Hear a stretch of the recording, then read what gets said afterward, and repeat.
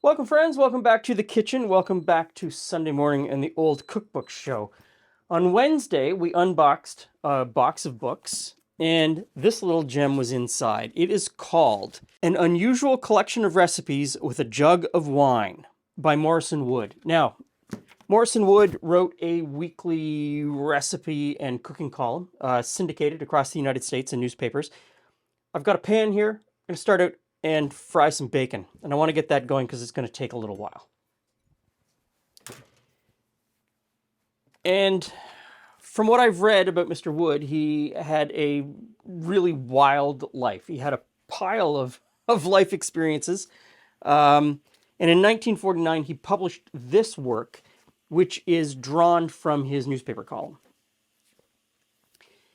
And at the beginning, he gives an apologia. And the apology is very interesting to me. If you're looking for recipes such as Miss Sally Arbuthnot celebrated in Round Corners, Nebraska, corn chowder, or Aunt Arberthera's escallop chicken, or the chocolate meringue pie that won first prize at the Suffolk County Fair, don't waste your time going on. There are hundreds or even thousands of recipes for ordinary dishes that you won't find in the following pages. If you're solely interested in the type of recipes that are to be found in women's magazines, in the columns of home economists, in standard cookbooks, in pamphlets put out monthly by various public utilities or by purveyors of foodstuffs, stop here and try to salvage the price paid for this volume by trading it for something else you want. And after spending a few days going through this book, I would say he's completely correct. This book represents a shift from pre-World War II thinking of what a cookbook is. There are really no standard recipes in here. There are a lot of recipes in here that expand upon what the American palate was used to. And the recipe I've chosen today is on a page where the corner's turned over. And I can't tell if the corner was turned one way or the other. One side is Brittany beef en casserole, and the other side is boeuf en daube. We're going to make boeuf en daube. And the reality is, it's just braised beef. Really, it is just braised beef.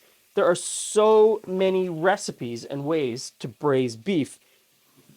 And there are at least 4 or 5 recipes in here. And really all that changes is a little bit on the veg, the type of wine you use, and your spicing, which spices or herbs you use. There's not much difference between them. Okay, bacon is frying. Mine was a little bit frozen, so it's gonna take a moment. To this flour, we are going to add salt and pepper.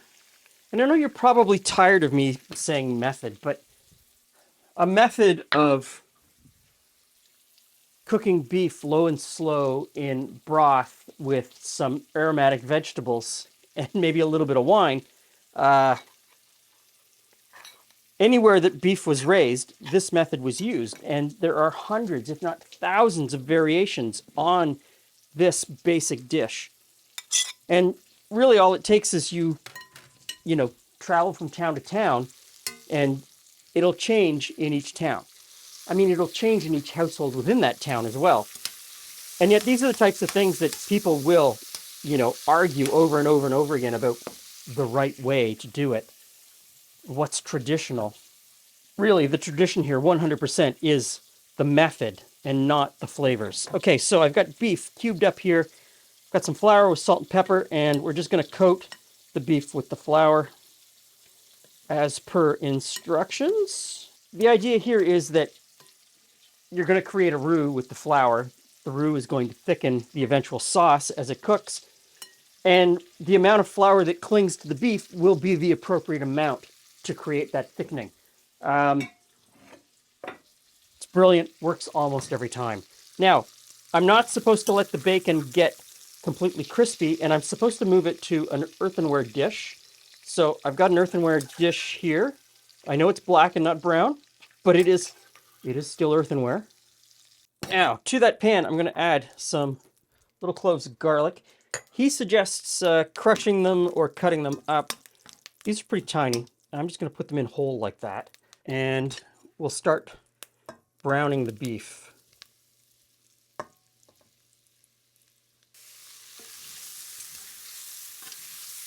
Okay, now I'm supposed to pour in an ounce of brandy.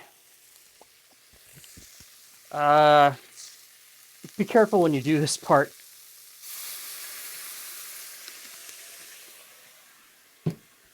If you're cooking over a gas stove, it might flare up. If you're cooking over electric or induction like I am, unless you introduce a flame, it's not going to flare up. Now, I'm supposed to move this into the casserole. I already put one layer of beef into the casserole. It just seemed like too much in the pot to get a decent sear. And this is layers. We're dealing with layers here. We're never going to stir the pot. We're just going to keep adding stuff on top.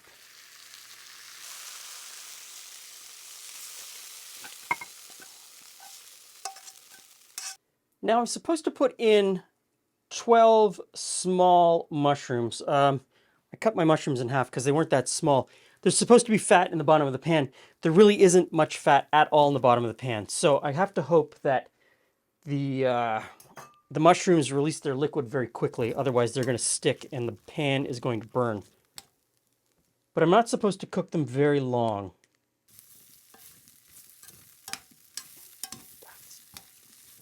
Okay, I get where he's going with this. In my case, it's not going to work. There's so much fond on the bottom of this pan that by the time I get the mushrooms browned, the bottom of the pan is going to burn. So I'm just going to transfer the mushrooms now. They got a little bit of browning, not much, but I'm going to transfer them out. Next step is to release the fond from the bottom of the pan. So I'm supposed to put in red wine. He talks about using a claret as being the one that you should use. It says a dry red wine, American claret is preferred. And I'm supposed to put in some beef bouillon. And so this is some really good. It's not as brown as a lot of you would expect. But I got to tell you, there is a lot of flavor here and a lot of gelatin in that. So this is some really good stock I've got. We'll just scrape up what's on the bottom of the pan. Okay, now I'm supposed to pour this into the casserole. Get everything from the bottom to the casserole. I'm supposed to add little white onions, so put them in.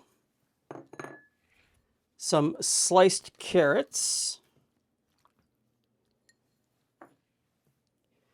Whole peppercorns. Whole cloves. Bay leaf. Thyme. And marjoram. Some chopped parsley. A few more glugs of wine.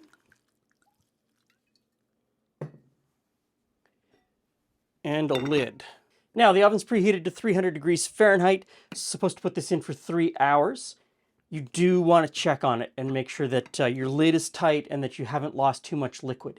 If you've lost a lot of liquid, put in a little bit more beef stock. If you're someone that doesn't want to cook with wine, you don't have to. Just adjust with extra beef stock and a little bit of vinegar. That will bring the acidity that you need. Same with the brandy. If you don't want to cook with brandy, you don't have to. Just use a little bit more beef stock for that deglazing step. You'll be fine.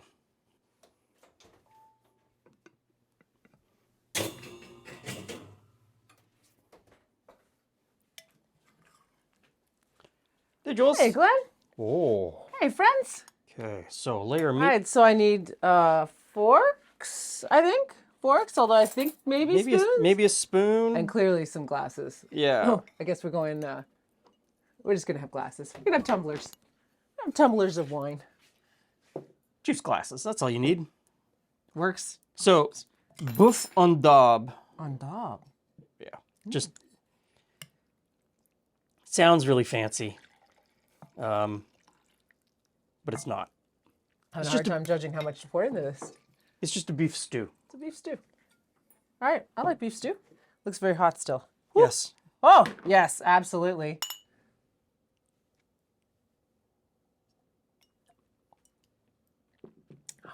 That'll Oh, it's go quite well. nice. That'll go well with the stew. So that's a Cab Sauv from Niagara. People always ask what kind of wine I used. Nothing special. And yet very good. Yeah. The mushrooms are good. Mm. Is that bacon? Mm-hmm. I'm just looking at it there. Yeah. Okay. I know people are going to get angry when I say this. Doesn't matter what kind of fancy name you put on it. You put beef, vegetables, stock, and wine in a container and stick it in the oven for 4 hours. They're pretty much all the same. It just comes down to minor variations, regional variations of the flavorings. And when you go far enough back into the French cookbooks, it wouldn't be red, it would be white. The red works really well in this, but to my taste, white always seems to work better. It's a little more brightly acidic and doesn't bring its own flavor, but brings all of the other flavors out. But this is a solid stew. I really like this. It's very good. And of course, we've got wine, buns, So fresh buns. these are Mrs. Rohr's tea biscuits number 2. Yes. But Oh, sorry. they are called tea biscuits number They are 2. tea biscuits number 2. They're just a yeasted bun. That recipe probably went up last week, and it'll be great for dipping in the sauce in the bowl. Anyway, it's like the perfect little mix. Yep. Stew, fresh buns, wine. What else do you Excellent. need? Thank you very much for stopping by. Give this a shot.